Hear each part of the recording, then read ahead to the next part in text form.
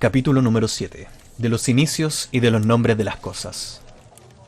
El sol le entraba a raudales en la roca de guía. Era una luz fresca y limpia, ideal para cualquier inicio. Acarició el molinero cuando éste puso en marcha su noria. Iluminó la forja que el herrero estaba encendiendo de nuevo y después de 4 días trabajando el metal en frío. Tocó a los caballos de tiro enganchados a los carros y las hojas de las guadañas, que relucían afiladas y preparadas para empezar ese día de otoño. Dentro de la roca de guía la luz iluminaba la cara de Cronista y una página en blanco que esperaba las primeras palabras de una historia. Otro principio. Resbalaba por la barra, esparcía un millar de diminutos arco iris que nacían en las botellas de colores, y trepaba por la pared hacia la espada, como si buscara un último principio. Pero cuando la luz alcanzó la espada no se vio ningún inicio. De hecho, la luz que reflejaba la hoja de la espada era mate, bruñida y muy antigua. Cronista la miró y recordó que, aunque ello fuera el comienzo de un día, estaban a finales de otoño y cada vez hacía más frío. La espada brillaba con la conciencia de que el amanecer era un pequeño principio comparada con el final de una estación, con el final de un año. Cronista apartó la mirada de la espada. Sabía que Kvothe había hecho algo, pero no sabía qué. «Perdón, ¿cómo dices?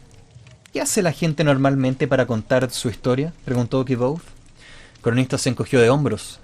«¿Me describen lo que recuerdan?», sencillamente.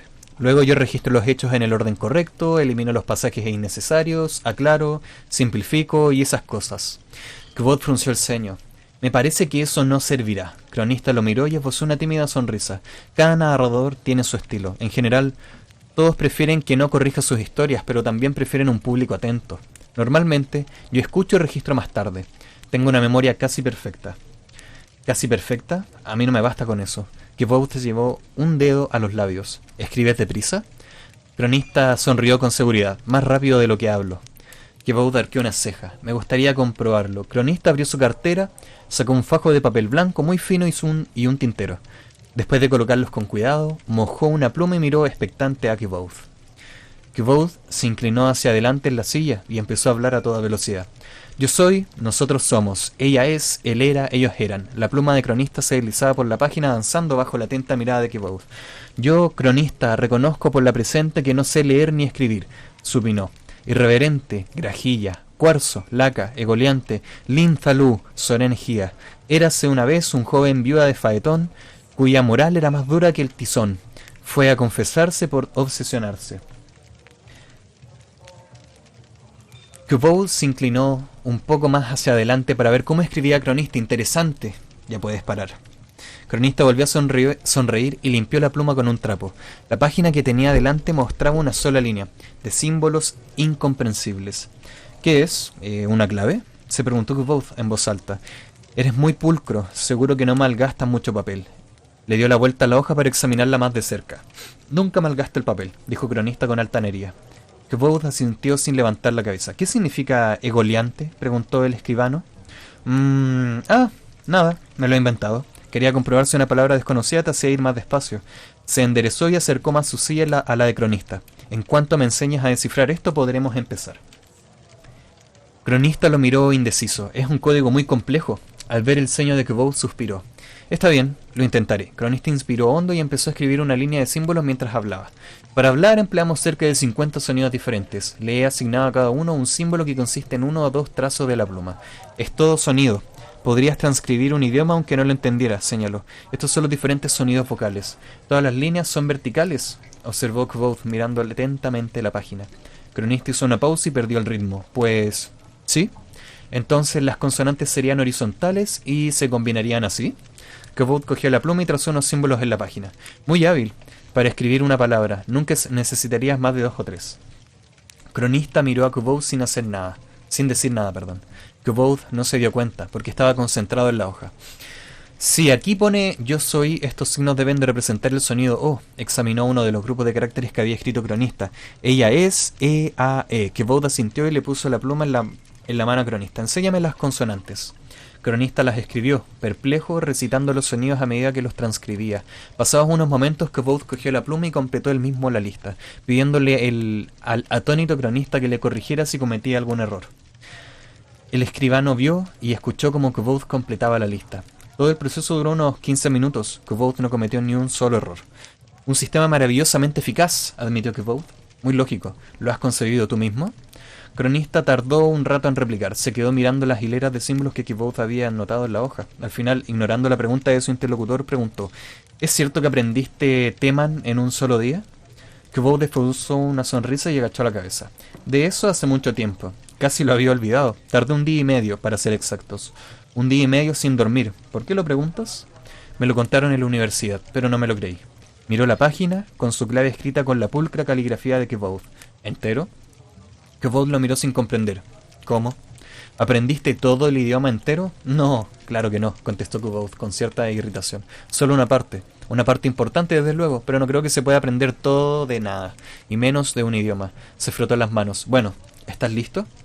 Cronista sacudió la cabeza como para despejarla, sacó otra hoja de papel y asintió. Kvoth levantó una mano para impedir que Cronista empezara a escribir y dijo: Nunca he contado esta historia, y dudo mucho que vuelva a contarla. Se inclinó hacia adelante. Antes de empezar, debe recordar que soy de Ledena Ruh. Nosotros ya contábamos historias antes de que ardiera Caluptena, antes que hubiera libros donde escribir, antes de que hubiera música que tocar. Cuando prendió el primer fuego, nosotros los Ruh estábamos allí contando historias en el círculo de su parpadeante luz. Kvoth miró al escribano, asintió y prosiguió. Conozco tu reputación de gran coleccionista de historias y cronista de sucesos. La mirada de Kvoth se endureció. Se volvió dura como el pedernal y afilada como un trozo de cristal roto.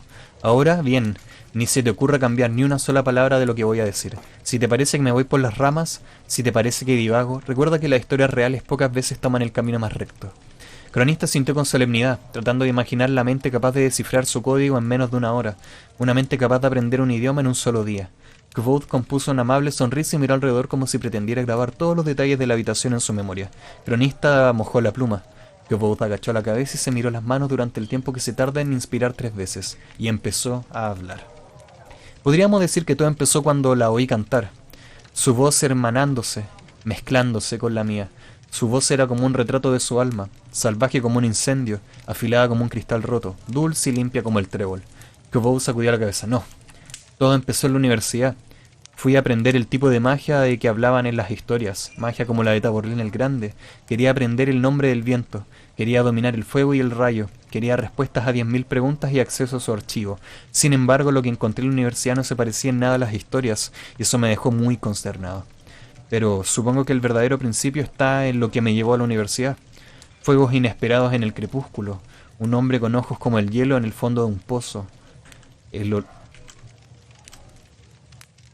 olor a sangre y el pelo quemado, los Chandrian. Movió la cabeza afirmativamente. Sí, supongo que ahí es donde empieza todo. Esto, en gran medida, es una historia sobre los Chandrian. Kvoth sacudió la cabeza como si tratara de librarse de un pensamiento siniestro, pero supongo que tengo que remontarme aún más en el tiempo. Si esto tiene que ser una especie de libro de hechos, tendré que dedicarle el tiempo que merece. Valdrá la pena si se me recuerda, si no con halago, al menos con cierta medida de precisión. Pero, ¿qué pensaría mi padre si me oyera a contar una historia así? Empieza por el principio. Muy bien, si vamos a contar una historia, contémosla bien. Kvoth se inclinó hacia adelante.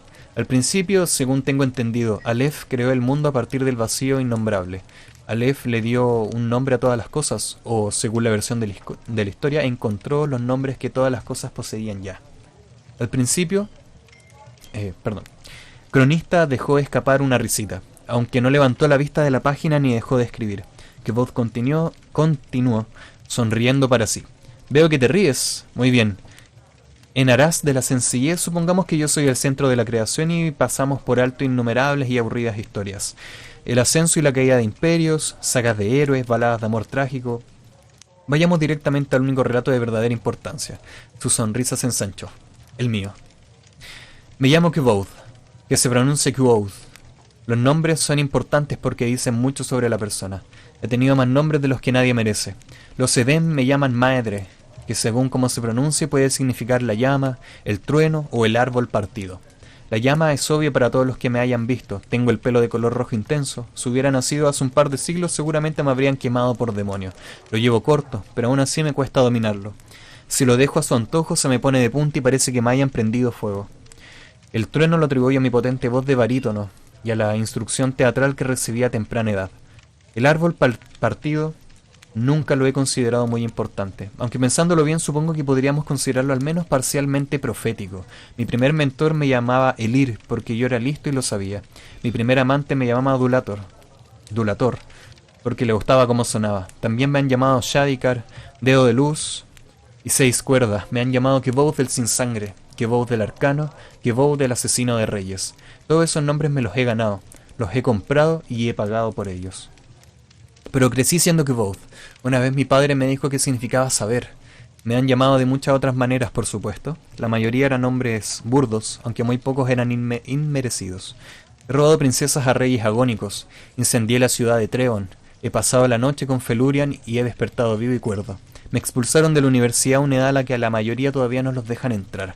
He recorrido de noche caminos de los que otros no se atreven a hablar ni siquiera de día. He hablado con dioses, he amado mujeres y he escrito canciones que hacen llorar a los bardos. Quizás hayas oído hablar de mí. Es muy bueno ese capítulo, así que vamos a leer el siguiente.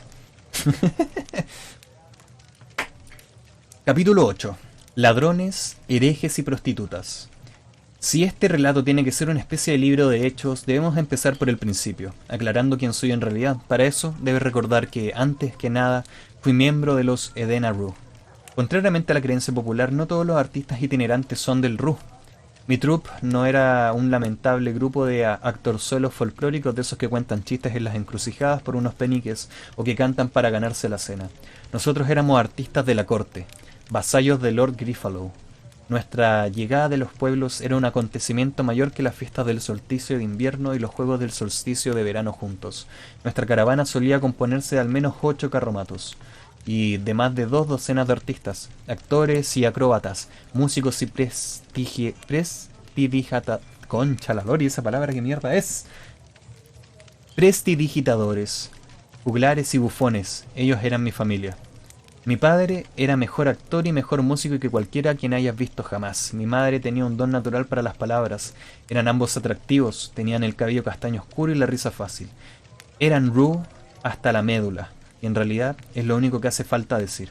Salvo quizá que mi madre fue noble antes de ser artista, me contó que mi padre la engatusó con dulce música y dulces palabras para que abandonara un terrible y deprimente infierno. Yo deduje que se refería a los Tres Cruces, donde una vez fuimos a visitar a sus parientes cuando yo era muy pequeño. Una sola vez. Mis padres nunca se casaron. Con eso quiero decir que nunca se molestaron en hacer oficial su relación ante ninguna iglesia. Eso no me produce ningún tipo de bochorno. Ellos consideraban que estaban casados y que no había ninguna necesidad de anunciárselo a ningún gobierno ni a Dios. Lo respeto. La verdad es que parecían más satisfechos y fieles que muchas parejas oficialmente casadas que he conocido desde entonces. Nuestro mecenas era el barón Griffalow. Ese nombre nos abría muchas puertas que normalmente les habrían estado cerradas a los Edena Ru. A cambio, nosotros llevábamos sus colores, el verde y el gris, y acreditábamos su buena reputación allá donde íbamos. Una vez al año, pasábamos 2 siglos en su mansión actuando para él y para el resto de los habitantes de la casa. Fue una infancia feliz. Puede decirse que crecí en medio de una función sin fin. Mi padre me leía los grandes monólogos en los largos trayectos en carromato de un pueblo a otro. Los recitaba de memoria y su voz se oía desde más de medio kilómetro de distancia.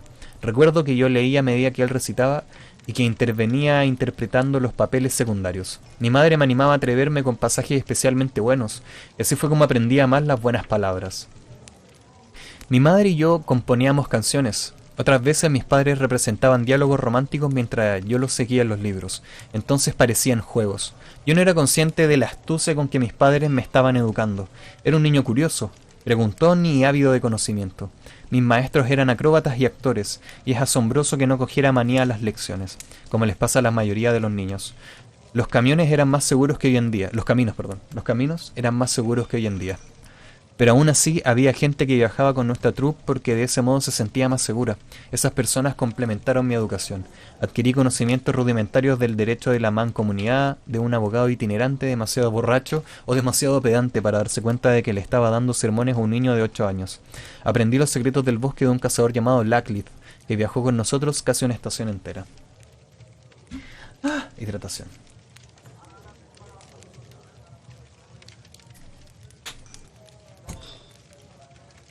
Aprendí las sórdidas maquinaciones de la corte real de Modeg, de una cortesana, como solía decir mi padre, al pan pan y al vino vino, pero una prostituta la llama pero a una prostituta la llámala siempre señora. La vida de las prostitutas es muy dura y no cuesta nada ser respetuoso con ellas. Hetera olía a canela, y a los 9 años yo la encontraba fascinante, aunque sin saber exactamente por qué. Ella me enseñó que no debía hacer nada en privado de lo que no quisiera que se hablara en público, y me advirtió del peligro de hablar en sueños. Y luego vino Aventhi, mi primer maestro de verdad. Él me enseñó más que todos los otros juntos. De no ser por él, no me habría convertido en el hombre que soy hoy. Te agradecería que no se lo tengas en cuenta, porque él lo hizo con buena intención. Tendréis que marcharos de aquí, dijo el alcalde. Acampad fuera del pueblo y nadie os molestará mientras no provoquéis peleas ni os llevéis nada que no sea vuestro. Lanzó una mirada elocuente a mi padre. Y mañana os vais con viento fresco. Nada de representaciones, no causan más que problemas. Tenemos licencia, protestó mi padre sacando una hoja de pergamino doblada del bolsillo interior de la chaqueta. Es más, pagamos para actuar. El alcalde negó con la cabeza y ni se molestó en leer nuestro documento de mecenazgo. La gente se alborota, dijo vehemente. La última vez hubo una pelea de 1000 demonios durante la función. Demasiado alcohol y demasiada excitación. La gente arrancó las puertas de la taberna y destrozó las mesas. Ese local es municipal. El ayuntamiento tiene que hacerse cargo de las reparaciones. Nuestros carromatos ya habían empezado a despertar curiosidad. Trip estaba haciendo malabarismos. Marion y su esposa estaban montando un espectáculo de marionetas improvisado. Yo observaba a mi padre desde la parte de atrás de nuestro carromato. Eso no es nuestra intención ofenderlos ni ofender a sus mecenas, prosiguió el alcalde, pero el pueblo no puede permitirse otra noche como aquella. Como gesto de buena voluntad estoy dispuesto a ofrecerles un cobre a cada uno. Pongamos 20 peniques, si siguen su camino y nos dejan tranquilos. Me gustaría aclarar que 20 peniques quizás fuera un buen pellizco para un troupe de pacotilla que viviera de forma precaria, pero para nosotros esa cifra era sencillamente insultante. El alcalde debería habernos ofrecido 40 peniques por actuar una sola noche. Además, debería habernos garantizado el uso de la taberna, una buena comida y camas en la posada. Las camas las habríamos rechazado educadamente, pues seguro que estaban llenas de piojos y las de nuestros carromatos no. Si mi padre estaba sorprendido u ofendido, no se le notó. ¡Recoged!, gritó por encima del hombro. Trip se guardó las bolas de malabarista en varios bolsillos sin siquiera un floreo. Hubo un coro de decepción por parte de varias docenas de vecinos cuando, de repente, las marionetas se quedaron quietas y regresaron a sus baúles. El alcalde aliviado sacó su bolsa de dinero y extrajo 2 peniques de plata. Informaré al varón de su generosidad, dijo mi padre con circunspección cuando el alcalde le puso las monedas en la mano. El alcalde se quedó petrificado. ¿Al varón? Al varón Griffalow. Mi padre hizo una pausa y buscó una muestra de reconocimiento en el rostro del alcalde. El señor de las marismas orientales. El Judumbran junto al Tirén y de los montes White-Vicomte. Mi padre miró de un extremo a otro el horizonte porque todavía estábamos en los montes White-Vicomte. De verdad. Sí, confirmó el alcalde, pero el señor Semelán... ¡Ah! Estamos en el feudo de Semelán, exclamó mi padre mirando alrededor como si hasta entonces no se hubiera ubicado. ¿Un caballero delgado? ¿Con barbita? Se acarició la barbilla con los dedos. El alcalde sintió perplejo. Un tipo encantador con una voz preciosa. Lo conocimos el año pasado por la fiesta del solsticio de invierno, cuando estuvimos alojados en la mansión del varón. Ah, claro. El alcalde hizo una pausa elocuente. ¿Me permite ver su licencia? Vi como el alcalde leía el documento. Le llevó un buen rato porque mi padre no se había molestado en mencionar la mayoría de los títulos del varón, tales como Vizconde de Montrone y Señor de Trellingston. La clave del asunto era la siguiente. Era verdad que Semelán controlaba aquel pequeño pueblo y todas las tierras circundantes, pero Semelán le debía fidelidad a Griffalow. Más concretamente, Griffalow era el capitán del barco, y Semelán fregaba la cubierta y le hacía el saludo. El alcalde dobló la hoja de pergamino y se la devolvió a mi padre. Entiendo, dijo. Eso fue todo. Recuerdo que me quedé estupefacto al ver que el alcalde no se disculpaba ni le ofrecía más dinero a mi padre. Mi padre también hizo una pausa y luego continuó. El pueblo está dentro de su jurisdicción, señor, pero nosotros actuaremos de todas formas, ya sea aquí o afuera de los límites del municipio. No pueden utilizar la taberna, dijo el alcalde con firmeza. No quiero que vuelvan a destrozarla. Podemos actuar aquí mismo, dijo mi padre señalando la plaza del mercado. Hay espacio suficiente y así la gente no tendrá que salir de la ciudad. El alcalde vaciló. Yo no podía creerlo. A veces, cuando el local público de un pueblo era demasiado pequeño, actuábamos en la plaza. 2 de nuestros carromatos podían convertirse en escenario en caso de necesidad, pero podía contar con los dedos de las manos las veces que, en mis 11 años de vida, nos habían obligado a actuar en la plaza. Y nunca habíamos actuado fuera de los límites de un pueblo. Pero al final, el alcalde cedió, asintió y le hizo señas a mi padre para que se le acercara más. Salí con sigilo de la parte de atrás del carromato y me acerqué lo suficiente para oír el final de su conversación.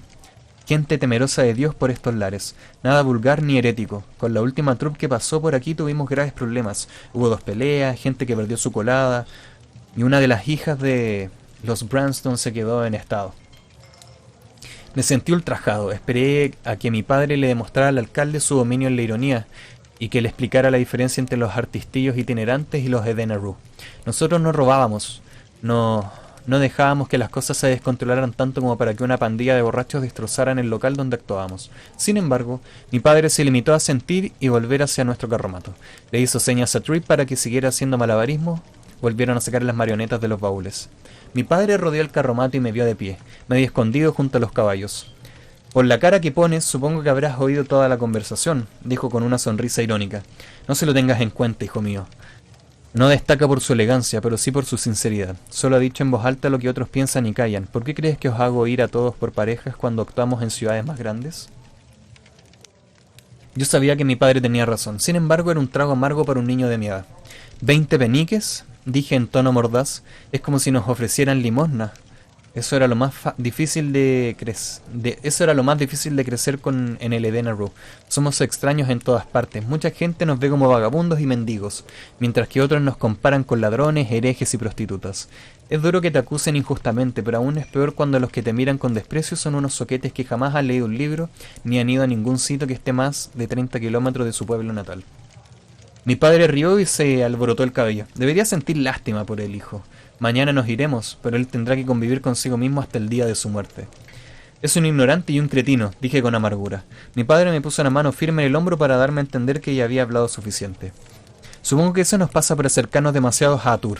Mañana nos dirigiremos hacia el sur. Allí hay verdes pastos, gente más amable y mujeres más hermosas. Ahuecó una mano alrededor de una oreja, se inclinó hacia el carromato y me hincó un codo en las costillas. Lo estoy oyendo todo, dijo mi madre con voz dulce desde el interior. Mi padre sonrió y me guiñó un ojo. Bueno, ¿qué obra vamos a representar?, pregunté a mi padre. Nada vulgar, por supuesto. La gente de por aquí es muy temerosa de Dios. Me miró. ¿Qué te gustaría? Lo pensé largo rato. Yo representaría algo del siglo Campo Luminoso, la Forja del Camino o algo por el estilo. Mi padre hizo una mueca. No es una obra muy buena. Me encogí de hombros. No lo van a notar. Además, habla todo el rato de Telú, así que nadie podrá quejarse de que sea vulgar. Mire el cielo, solo espero que no se ponga a llover en medio de la función. Mi padre también miró las nubes. Lloverá, pero hay cosas peores que actuar bajo la lluvia. ¿Cómo actuar bajo la lluvia y que te timen?, pregunté. El alcalde vino hacia nosotros. Caminaba tan deprisa como se lo permitían las piernas. Tenía la frente perlada de sudor y resoplaba un poco, como si hubiera recorrido una larga distancia. He estado hablando con unos miembros del ayuntamiento y hemos decidido que, si lo preferís, podéis utilizar la taberna. Empleando con maestría el lenguaje no verbal, mi padre dejó clarísimo que estaba ofendido, pero que era demasiado educado para manifestarlo. De verdad que no quisiera causarle... No es ninguna molestia. Es más, insisto. Muy bien, si insiste usted. El alcalde sonrió y se marchó apresuradamente. Bueno, eso está un poco mejor, dijo mi padre dando un suspiro. De momento no tendremos que apretarnos el cinturón. Medio penique por cabeza, eso es. Los que no tengan cabeza entran gratis. Gracias, señor. Trip se ocupaba de la entrada y se aseguraba de que todo el mundo pagara para ver la obra. Medio penique por cabeza, aunque a juzgar por el rosadillo brillo de sus mejillas, señora, debería cobrarle por una cabeza y media. Pero eso no es asunto mío. Trip era el miembro de la troupe con más labia y eso le convertía en un candidato idóneo para la tarea de asegurarse de que nadie entrara sin pagar. Era imposible engatusarlo o acobardarlo. Con su variopinto traje de bufón, verde y gris, Trip podía decir casi lo que quisiera y salir airoso. Hola, mami, el pequeño no paga, pero si se pone a llorar será mejor que no le des el pecho o te lo lleves fuera. Perdón, será mejor que le des el pecho o te lo lleves afuera. Trip no callaba ni un momento. Eso es, medio penique, sí señor, 2 cabezas huecas también pagan. Aunque siempre era divertido ver trabajar a Trip, yo estaba distraído mirando un carromato que había entrado por el otro extremo del pueblo hace cerca de un cuarto de hora. El alcalde había discutido con el anciano que lo conducía y se había marchado como un vendaval. Vi que el alcalde volvía al carromato acompañado de un individuo alto y provisto de un largo garrote. Si no me equivocaba, debía de ser el alguacil. Me venció la curiosidad y me dirigí hacia el carromato, procurando que no me vieran. El alcalde y el anciano volvían a discutir cuando me acerqué lo suficiente para oírlos. El alguacil estaba a escasa distancia con cara de irritación y nerviosismo. Dicho que no tengo licencia. No necesito licencia. ¿Los vendedores ambulantes necesitan licencia? ¿Los caldereros necesitan licencia? Usted no es calderero, argumentó el alcalde. No intenta hacerse pasar por lo que no es. No intento hacerme pasar por nada, le espetó el anciano. Soy calderero y vendedor ambulante. Y más que eso, soy arcanista, pedazo de idiota. Con más razón, dijo el alcalde obstinado. Por aquí somos temerosos de Dios. No queremos saber nada de gente que tontea con cosas oscuras que es mejor dejar en paz. Los de su clase solo causan problemas. Cobarde. Los de mi clase, repitió el anciano. ¿Los de mi clase? Repitió el anciano. ¿Qué sabe usted de los de mi clase? Seguramente hace 50 años que no pasa ningún arcanista por aquí. Y nos gusta que sea así. Dé media vuelta y márchese por donde ha venido. Y un cuerno. No pienso pasar la noche bajo la lluvia por culpa de un cazurro como usted, dijo el anciano muy acalorado. No necesito su permiso para alquilar una habitación ni para hacer negocios en la calle. Y ahora, déjeme en paz o comprobará de primera mano el tipo de problemas que podemos causar los de mi clase. El miedo pasó fugazmente por el semblante del alcalde, pero la indignación lo sustituyó rápidamente. Le hizo una señal al alguacil y dijo: en este caso pasará la noche en el calabozo por vagancia y conducta amenazadora. Lo soltaremos por la mañana si es que ha aprendido a dominar su lengua. El alguacil fue hacia el carromato con el garrote al lado del cuerpo. Sin moverse de donde estaba, el anciano levantó una mano. Una intensa luz roja surgió de las esquinas delanteras de su carromato. Ya hay suficiente, dijo en tono amenazador. Si no, las cosas podrían ponerse feas. Tras un momento de sorpresa comprendí que esa extraña luz provenía de un par de lámparas simpáticas que el anciano había instalado en su carromato. Yo había visto esas lámparas en la biblioteca de Lord Griffalow. Daban una luz más intensa que las de gas, y más firme que la de las velas o las lámparas de aceite, y duraban casi eternamente. Además, eran carísimas. Habría apostado a que en aquel pueblo nadie había oído hablar de ellas ni las había visto jamás. El alguacil se paró en seco cuando la luz empezó a intensificarse, pero como no parecía que pasara nada, apretó la mandíbula y siguió andando hacia el carromato. El rostro del anciano denotaba nerviosismo. «Espera un momento», dijo al mismo tiempo que la luz roja del carromato empezaba a apagarse. «No me gustaría que...» «Cierre el pico, viejo charlatán», le cortó el alguacil. Agarró al arcanista por el brazo como si metiera la mano en un horno. Como no pasó nada, se sonrió y se sintió más seguro de sí mismo. «Si es necesario, estoy dispuesto a darte una buena tunda para que no hagas más brujerías de esas». «Así se hace, Tom», terció el alcalde, que rebosaba de alivio. «Llévatelo y ya enviaremos a alguien a buscar el carromato». El alguacil sonrió y le retorció el brazo al anciano. El arcanista se dobló por la cintura y dolorido dejó escapar un grito ahogado. Agazapado en una esquina, vi que la expresión del anciano pasaba del nerviosismo al dolor y a la rabia en solo un segundo, y le vi mover los labios. Una violenta ráfaga de viento surgió de la nada, como si de pronto, sin previo aviso, hubiera estallado una tormenta. El viento sacudió el carromato del anciano, que se levantó sobre dos ruedas para luego caer de golpe sobre las cuatro. El alguacil le tambaleó y se cayó al suelo, como si lo hubiera derribado la mano de Dios. Incluso donde yo estaba escondido, casi a 10 metros de distancia, el viento era tan fuerte que tuve que dar un paso adelante como si me hubieran empujado bruscamente por la espalda. «¡Fuera de aquí!», chilló furioso el anciano. «No me atormentes más. Le prenderé fuego a tu sangre y te invadirá un miedo frío como el hielo y duro como el hierro». Esas palabras me resultaron vagamente familiares, pero no sabía de qué me sonaban. El alcalde y el alguacil se dieron la vuelta y echaron a correr, con los ojos abiertos y enloquecidos como caballos espantados. El viento cesó con la misma rapidez con que había empezado a soplar. La ráfaga no debió de durar más de 5 segundos. Como la mayoría de los vecinos habían congregado frente a la taberna, no creí que nadie lo hubiera visto excepto yo. El alcalde, el alguacil y los asnos del anciano, que estaban completamente quietos e imperturbables en sus aparejos. «Dejad este lugar limpio de vuestra repugnante presencia», masculló el arcanista mientras los veía marchar. «Por el poder de mi nombre ordeno que así sea». Entonces comprendí que sus palabras me resultaban tan familiares. El anciano estaba recitando unos versos de la escena del exorcismo de Daeónica. Poca gente conocía esa obra. El anciano se volvió hacia su carromato y empezó a improvisar. «Os convertiré en mantequilla en un día de verano, os convertiré en poetas con alma de sacerdotes, os llenaré de crema de limón y os arrojaré por una ventana». Escupió en el suelo. «¡Cabrones!». «Bueno, podría haber sido mucho peor», murmuró mientras se frotaba el hombro del brazo que el alguacil le había retorcido. «¿Creéis que volverían con una turba detrás?». Al principio pensé que el anciano no me lo decía a mí. Perdón. Al principio pensé que el anciano me lo decía a mí, pero entonces me percaté de que estaba hablando con sus asnos. «Yo tampoco», les dijo, «pero ya me he equivocado otras veces. Quedémonos cerca de los límites del pueblo y echémosle un vistazo a la avena que nos queda, ¿de acuerdo?». Sacó de arpillera casi vacío. Vació el saco en el cubo y el resultado pareció desanimarlo. Ah, ok. Me perdí. Subió al carromato por la parte de atrás y reapareció un momento más tarde con un gran cubo y un saco de arpillera casi vacío. Vació el saco en el cubo y el resultado pareció desanimarlo. Separó un puñado de avena para él antes de acercarles el cubo a los asnos con el pie. No me miréis así, les dijo. Las raciones son escasas para todos. Además, vosotros podéis pastar. Acarició a uno de los animales mientras se comía su puñado de avena, parando de vez en cuando para escupir una cáscara. Ver a aquel anciano tan solo en el camino, sin nadie con quien hablar sino sus asnos, me produjo una honda tristeza. La vida también era dura para los Edenaru, pero al menos nosotros siempre teníamos compañía. Aquel hombre, en cambio, no tenía a nadie. Nos hemos alejado demasiado de la civilización, chicos. Los que me necesitan no confían en mí y los que confían en mí no pueden pagarme. El anciano miró en el interior de su bolsa de dinero con los ojos entrecerrados. Tenemos un penique y medio, de modo que nuestras opciones son limitadas. ¿Qué queremos? ¿Mojarnos esta noche o pasar hambre mañana? No vamos a trabajar, así que seguramente será una cosa o la otra. Asomé la cabeza hasta alcanzar a ver lo que estaba escrito en el costado del carromato del anciano. Aventi, arcanista sublime, escribano, saorí, boticario, dentista, artículos insólitos, curo todo tipo de dolencias, encuentro objetos perdidos, reparo de todo. Horóscopos no, filtros de amor no, felonías no. Aventi me vio en cuanto asomé la cabeza desde mi escondite. Hola, ¿puedo ayudarte en algo? ¿Puedo comprarle algo con un penique? El anciano parecía debatirse entre la curiosidad y el regocijo. ¿Qué necesitas? Un poco de Lacilium.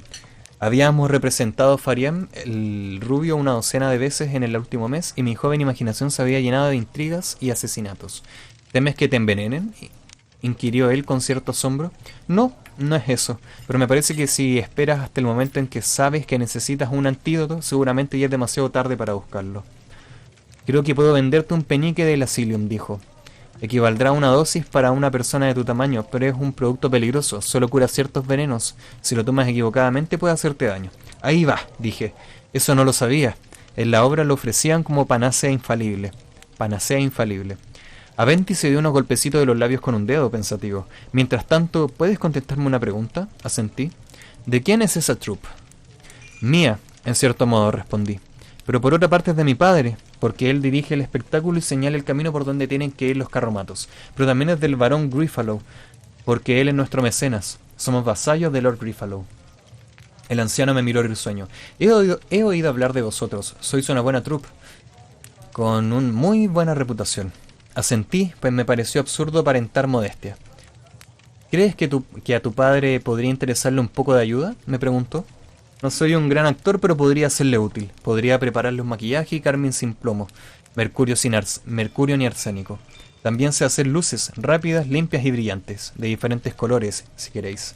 No tuve que pensármelo mucho, las velas eran caras y vulnerables a las corrientes de aire, y las antorchas eran sucias y peligrosas, y todos los miembros de la troupe aprendían los peligros de los cosméticos a edad muy temprana. Resultaba difícil convertirse en un artista anciano y experimentado si cada 3 días te pintabas con veneno, y acababas loco de atar antes de haber cumplido 25 años. Quizá me esté precipitando, dije tendiéndole una mano para que me la estrechara, pero permítame ser el primero en darle la bienvenida a la troupe. Si esto tiene que ser un relato completo y sincero de mi vida y de mis actos, creo que debería mencionar que los motivos que me llevaron a invitar a Ben a entrar en nuestra troupe no eran del todo altruistas. Es cierto que los cosméticos y las luces de calidad eran cosas de las que la troupe podía beneficiarse. También es cierto que había sentido lástima por aquel anciano al imaginármelo tan solo con aquellos caminos. Pero, por sobre todo, sentía curiosidad. Había visto a Aventi hacer algo que yo no podía explicar, algo extraño y maravilloso. No me refiero a lo de las lámparas simpáticas. Sabía muy bien que eso solo era teatro, un truco para impresionar a los pueblerinos ignorantes. Pero lo que había hecho después era diferente. Había llamado al viento y el viento había acudido. Eso era magia, magia de la de verdad, la clase de magia de la que yo había oído hablar en las historias de sobre Taborlin el Grande, la clase de magia en que no creía desde que tenía 6 años. Yo no sabía qué creer.